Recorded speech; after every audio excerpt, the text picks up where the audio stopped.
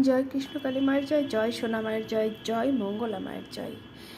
এই বাচ্চাটি একদম কথা বলতে পারতো না, মায়ের কাছে আসার পর থেকে এখন অনেকটাই কথা বলতে পারে এবং মাকে ভীষণ ভালোবাসে। মায়ের কাছে এলে আর যেতেই চায় না, মাকে এতটাই ভালোবেসে ফেলেছে।